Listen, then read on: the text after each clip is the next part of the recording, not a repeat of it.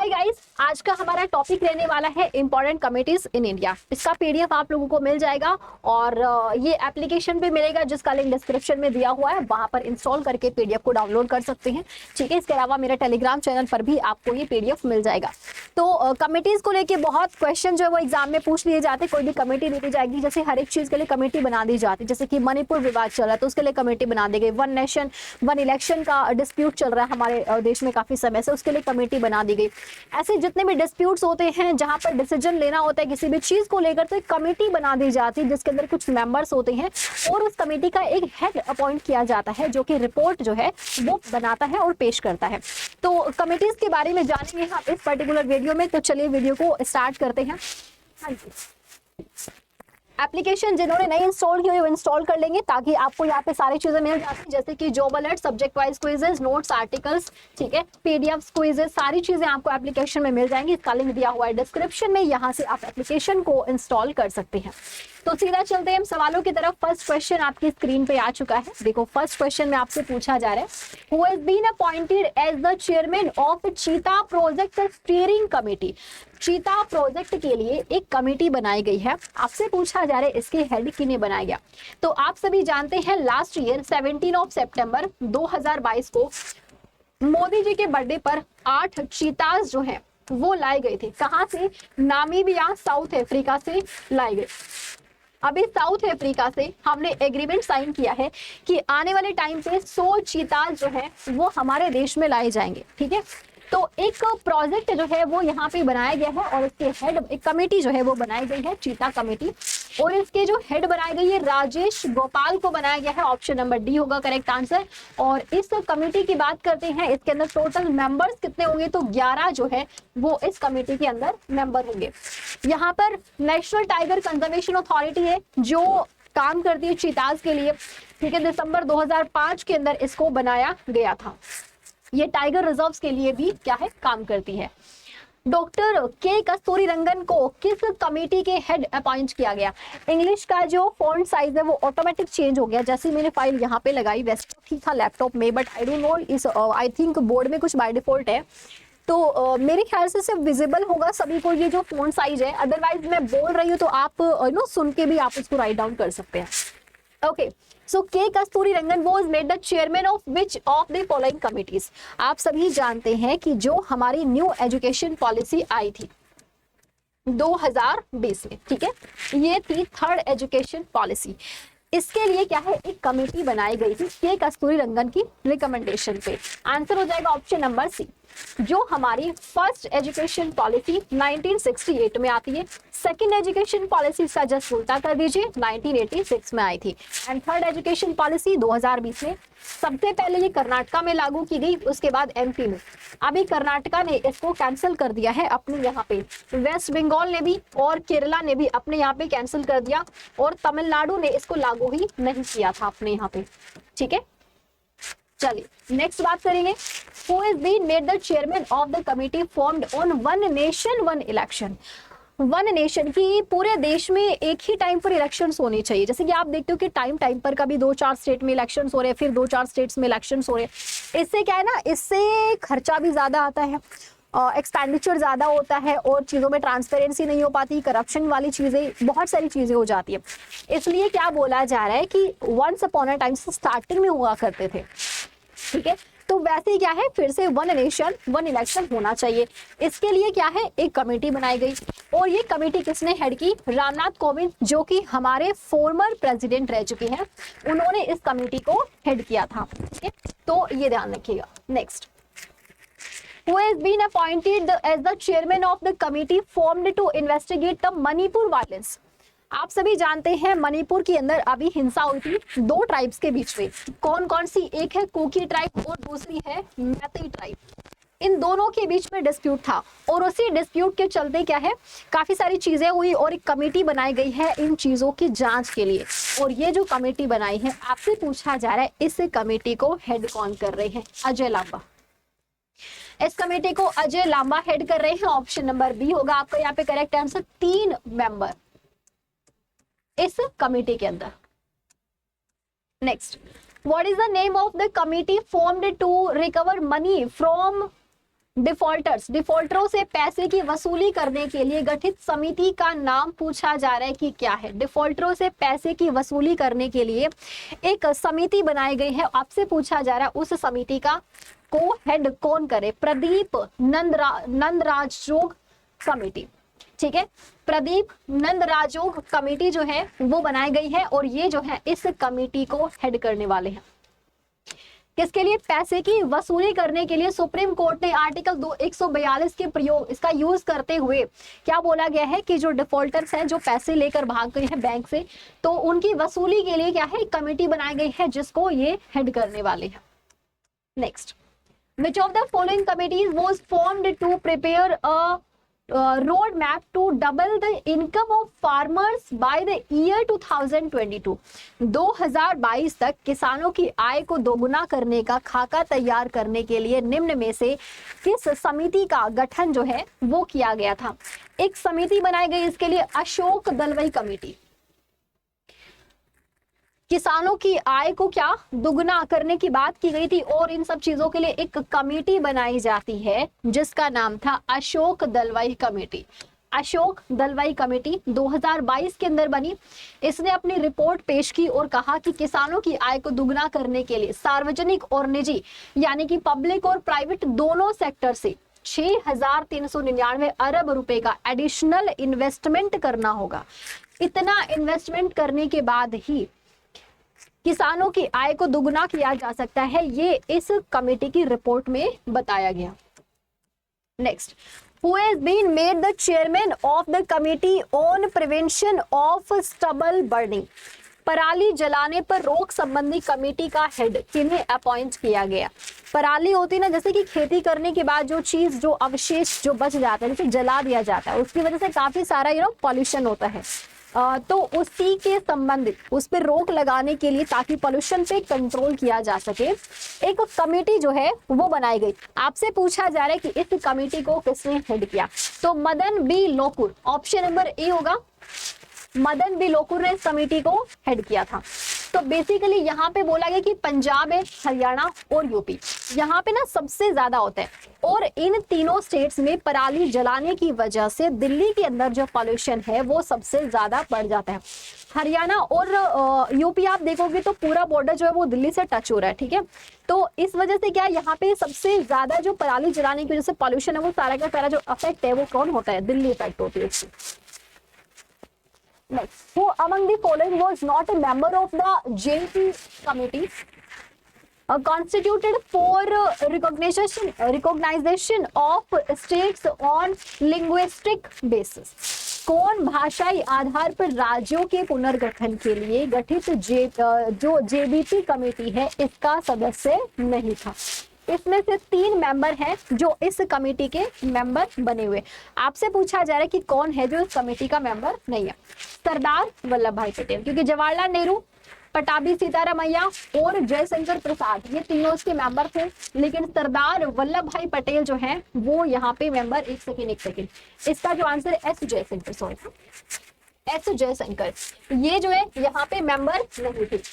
इसका आंसर हो जाएगा that is option number D.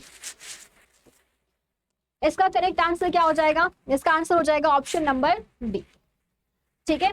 JBP committee का गठन ये 1948 के अंदर बनाई जाती कमेटी, जिसमें जवाहरलाल नेहरू, सरदार वल्लभ भाई पटेल, पटाभी सीतारामैया ये तीनों इसके अंदर शामिल थे, ये तीनों इसके अंदर शामिल थे, लेकिन जयशंकर प्रसाद इसमें शामिल नहीं थे। Next, who has been made the chairman of the committee formed to investigate the security lapses during the prime minister's visit to Punjab? Punjab के दौरे के दौरान सुरक्षा में हुई चूक की जांच के लिए एक कमेटी बनाई गई थी। ये बात है 2021-22 की, जब मोदी जी गए थे पंजाब, ठीक है, विजिट पे। तो उस वक्त कुछ हमले वगैरह हुए थे, ठीक है।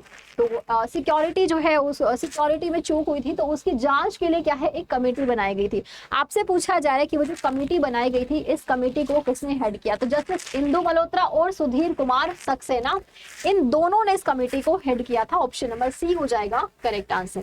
5 सदस्यों की ये कमेटी बनाई गई थी। Next, Who is associated with the committee formed to draft the national water policy?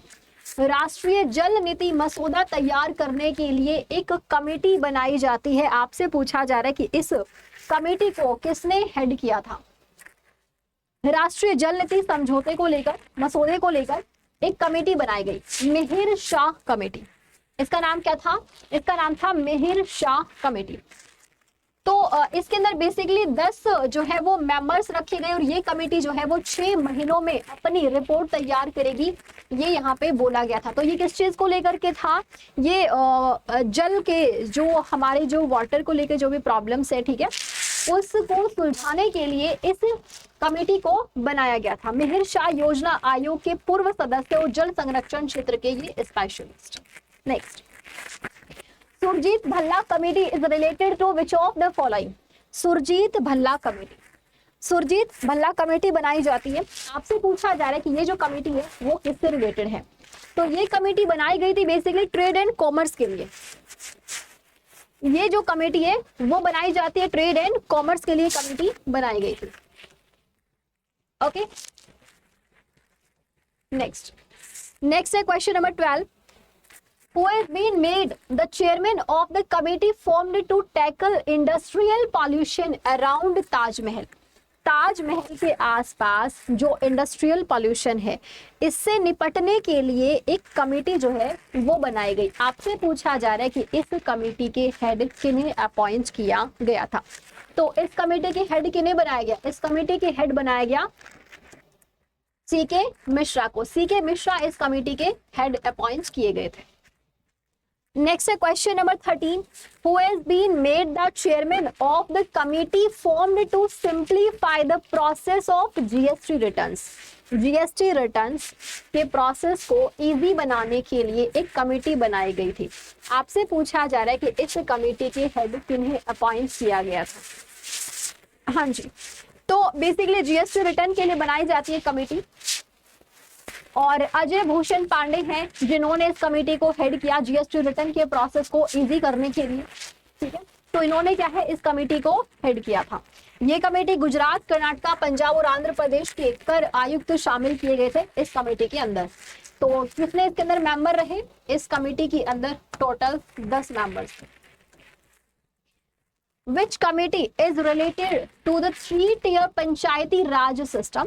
त्रिस्तरीय पंचायती राज सिस्टम जो है, क्या त्रिस्तरीय पंचायती राज व्यवस्था का संबंध पूछा जा रहा है कि कौन सी कमेटी से है? तो ये जो कमेटी बनाई गई थी बलवंत राय मेहता कमेटी, बलवंत राय मेहता कमेटी बनती है और ये पहले पर्सन थे जिन्होंने कॉन्स्टिट्यूशन पर सबसे पहले साइन किया था। हमारे संविधान पे साइन करने वाले ये पहले सदस्य थे बलवंत राय मेहता।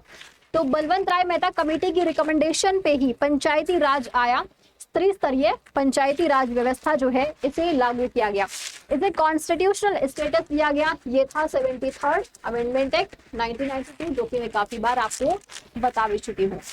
ओके, एंड पंचायती राज ये आर्टिकल 40 में जो कि डीपीएसपी का पार्ट है उसके बाद निकाल के 243A के अंदर डाल दिया गया। ठीक है, तो ये फॉर्मेशन कब होती कमेटी? 1957 के अंदर इस कमेटी को बनाया गया था। तो 3 लेवल होते हैं इसमें, जैसे कि विलेज लेवल हो गया, ब्लॉक लेवल हो गया और डिस्ट्रिक्ट लेवल हो गया। 3 स्तरीय होती है, 3 लेवल होते हैं किसके? पंचायती राज व्यवस्था। Next question, Rangarajan committee is related to which of the following? Rangarajan committee जो है इसका संबंध पूछा जा रहा है निम्न में से किससे है? रंगराजन कमेटी लाई गई थी, किस चीज के लिए रंगराजन कमेटी लाई जाती है? तो बेसिकली पॉवर्टी को मेजर करने के लिए, इसको रिव्यू के लिए, गरीबी को मापने के लिए आती है रंगराजन कमेटी, जो कि 2012 में योजना आयोग के द्वारा ये कमेटी लाई गई थी। ठीक है, प्लानिंग कमीशन जो कि 2015 में आपका नीति आयोग बन गया है, थिंक टैंक, इसकी अध्यक्षता सी रंगराजन ने की थी। पर्पस था देश में गरीबी को मापना। ओके, 2014 में इसने अपनी रिपोर्ट पब्लिश की जिसमें बताया कि शहरों में प्रतिदिन 47 रुपीज और गांव में 32 रुपीज से कम खर्च करने वाले व्यक्ति को गरीब माना गया। Next, who has been appointed as the chairman of the empowered panel constituted for कोविड-19 वैक्सीन? यानी कि कोविड-19 वैक्सीन के लिए एक पैनल बनाया गया, ठीक है। पूछा जा रहा है कि उसके हेड किन्हें अपॉइंट किया गया, आर.एस. शर्मा को अपॉइंट किया गया कोविड-19 के लिए। अब कोविड-19 के टाइम पर वैक्सीनेशन करवाया हम सभी ने, फर्स्ट डोज सेकंड डोज, है ना। तो उसका पूरा जो है उस पूरी चीज़ों को क्या करने के लिए, रेगुलेट करने के लिए, सारी चीज़ों को मैनेज करने के लिए एक पैनल बनाया गया था और उसी पैनल को हेड किया था आर.एस. शर्मा ने, इस पैनल को हेड किया था। इसके अंदर 10 इस पैनल के अंदर टोटल जो मेंबर्स थे वो कितने थे, 10 मेंबर्स थे इसमें। Raghuram Rajan committee is related to which of the following. Raghuram Rajan committee बनाई जाती है, आपसे पूछा जा रहा है कि ये जो कमेटी है वो इनमें से किससे संबंधित है। तो बेसिकली ये जो कमेटी आई थी इसके अंदर डिस्कस किया गया फाइनेंशियल सेक्टर के अंदर चीज़ों को, ठीक है, कैसे सुधार किया जाए, वित्तीय क्षेत्र में कैसे सुधार किया जाए, जो फाइनेंशियल सेक्टर है इनमें रिफॉर्म की जरूरत है और इनको रिफॉर्म्स कैसे किए जाए, इन चीज़ों को डिस्कस करने के लिए कमेटी आती। रघुराम राजन कमेटी थी जो कि 2007 के अंदर बनाई गई। रघुराम राजन ने इस कमेटी को हेड किया था। ओके, तो ये चीजें आपको याद रखनी। आगे चलते, नेक्स्ट है question number 18। Question number 18, when वो सरकारिया कमीशन फॉर्म्ड। आपसे पूछा जा रहा है कि जो सरकारिया कमीशन है इसे कब बनाया गया, ईयर बताना। सरकारिया कमीशन की बात करेंगे 1983 के अंदर बनाया जाता है। सरकारी कमीशन आता है 1983 में। इसका पर्पस था सेंटर और स्टेट के बीच के जो रिलेशंस हैं उनको स्टडी करना, उनके अंदर बैलेंस बनाना। इसी पर्पस से सरकारिया कमीशन जो है वो लाया गया। और आर.एस. सरकारिया हैं जिन्होंने अध्यक्ष की, जो कि न्यायमूर्ति जस्टिस थे, ठीक है। तो इसके अंदर बेसिकली और भी मेंबर्स थे, श्री बी शिवरामन थे, डॉक्टर एस.आर. सेन, ये भी जो है वो इस कमेटी के अंदर मेंबर्स थे। Next question number 9, Fazal Ali commission is related to which of the following. Fazal Ali आयोग जो बनाया गया था, जो कमीशन बनाया गया था, इसका पर्पस क्या था। इसमें बोला गया था रीऑर्गेनाइजेशन ऑफ स्टेट्स, राज्यों को रीऑर्गेनाइज किया जाए, ठीक है। स्टेट्स को रीऑर्गेनाइज किया जाए। 1953 के अंदर इस कमेटी को लाया गया। फजल अली जो थे उन्होंने इस कमेटी को हेड किया। के.एम. पणिक्कर और हृदयनाथ कुंजरू इस कमेटी के अंदर अन्य मेंबर्स के रूप में थे। 1956 के अंदर जो रिपोर्ट यहाँ पे जारी की गई उसको क्या है, पास किया गया और इसके तहत फिर 14 राज्य और 6 यूनियन टेरिटरीज जो है वो बनाए गए और उसके बाद फिर से बढ़ाया गया। जैसा कि आप जानते हैं 28 स्टेट्स हैं और 8 यूनियन टेरिटरीज हैं प्रेजेंट टाइम पर। Next, which of the following is a commission related to education. कौन सा शिक्षा से संबंधित एक आयोग है। इनमें से कौन सा कमीशन है जो एजुकेशन से रिलेटेड है। तो बेसिकली इसमें से कौन सा, कोठारी आयोग। कोठारी कमीशन जो है वो एजुकेशन को लेके लाया गया था 1964 के अंदर। इसी के रिकमेंडेशन पे फर्स्ट एजुकेशन पॉलिसी 1968 के अंदर आई थी आपकी। इसको हेड किया था डॉक्टर दौलत सिंह कोठारी ने, ठीक है। और इसका पर्पस था जो एजुकेशन है उसको बेसिकली उसके अंदर इम्प्रूवमेंट करना, ठीक है, नए तरीके से चीजों को उसके अंदर जो है लागू किया जाए। तो ये कोठारी कमेटी थी आपकी।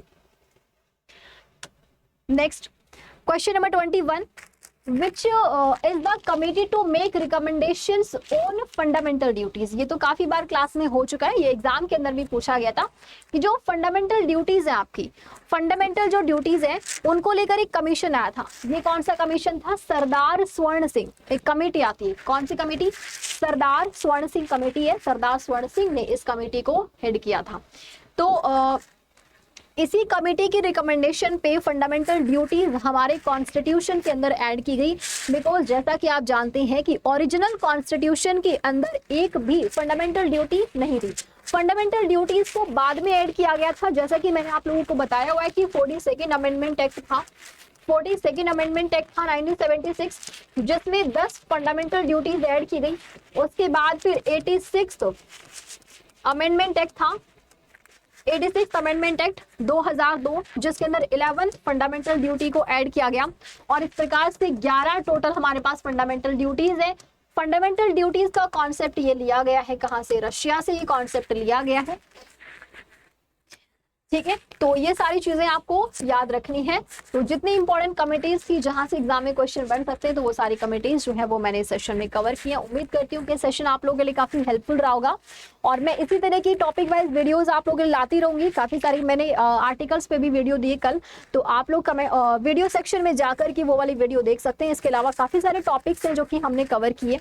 जैसे जैसे आप लोगों ने कमेंट सेक्शन में मुझे टॉपिक सजेस्ट किए कि मैम इस टॉपिक पे बनाइए नेक्स्ट वाला सेशन, तो मैंने उन सारे टॉपिक्स को धीरे धीरे करके कवर किया है। और आगे भी आप कौन से टॉपिक पे चाहते हो तो वो भी आप कमेंट सेक्शन में मुझे सजेस्ट कर सकते हो। आपका जो भी टॉपिक वीक है तो आप वो टॉपिक सजेस्ट कर सकते हो, तो मैं उस टॉपिक पे नेक्स्ट वाली वीडियो लेकर आऊंगी। और चैनल को सब्सक्राइब कर दीजिएगा अगर सेशन आप लोगों के लिए हेल्पफुल रहा, सो दैट कि मेरी आगे आने वाली क्लासेस का नोटिफिकेशन आपको मिल सके। तो मिलते हैं फिर नेक्स्ट सेशन में। Thank you so much, have a good day. एक और चीज, अगर आप लोगों को ये जो कमिटीज मैंने बताई है, अगर आप लोगों को लग रहा है कि मैम पॉलिटी थोड़ा सा वीक है, चीज़ों को बहुत डिटेल में पढ़ना चाहते हैं, तो फिर आप एप्लीकेशन पे मेरे साथ जुड़ सकते हैं। वहां पर एक एक चीज़ को मैं आप लोगों को डिटेल में कवर कराने वाली हूँ। ठीक है, जितने भी कमेटीज़ हैं और भी कुछ कमेटीज़ हैं तो मैंने आप लोगों के लिए वो उसमें कवर करवाया है जो आपका एप्लीकेशन पे चल रहा है। ठीक है, तो मैं आपको बता देती हूँ जितने नए स्टूडेंट्स हैं कि एप्लीकेशन पे आप कैसे जुड़ सकते हो हमारे साथ। तो उसके लिए सबसे पहले आपको क्या करना है, गूगल क्रोम ओपन करने के बाद आप अड्डा 24/7 ओपन करेंगे। अड्डा 24/7 पे जाने के बाद फर्स्ट वेबसाइट होगी, इस पे आपको जाके क्लिक करना है और इस पे जैसे ही आप क्लिक करते हैं तो आप जाएंगे ऑल कोर्सेज पर और उसके बाद अपनी आपको एग्जाम सेलेक्ट करना है। जैसे कि AJE एग्जाम है तो आप यहाँ पे एग्जाम सेलेक्ट करेंगे और उसके बाद इधर से अपनी ब्रांच आपको सेलेक्ट करनी है जिस भी ब्रांच से है। जैसे कि मैंने सिविल को सेलेक्ट किया और फिर देखोगे ये सारे एग्जाम्स जो हैं, इन सभी एग्जाम्स की प्रिपरेशन जो है वो ऑलरेडी अड्डा 24/7 पे स्टार्ट हो चुकी है। आप यहाँ पे अपना सिलेबस कंप्लीट कर सकते हैं, पूरी टीम आपको मिलेगी यहाँ पे जो आपको सिलेबस कंप्लीट कराएगी।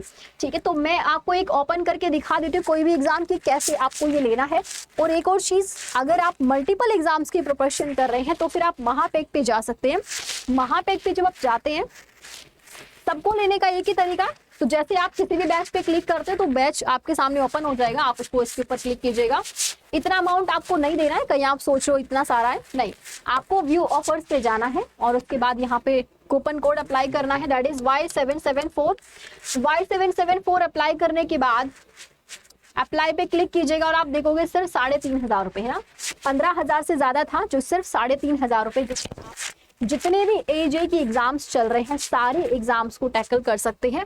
इन सभी एग्जाम्स के लिए जो है आपको यहाँ पे हेल्प मिल जाएगी। Complete syllabus by all faculties यहाँ पे करवाया जाएगा, टेक्निकल एंड नॉन टेक्निकल यहाँ पे सब कुछ मिलेगा आपको एक बैच के अंदर।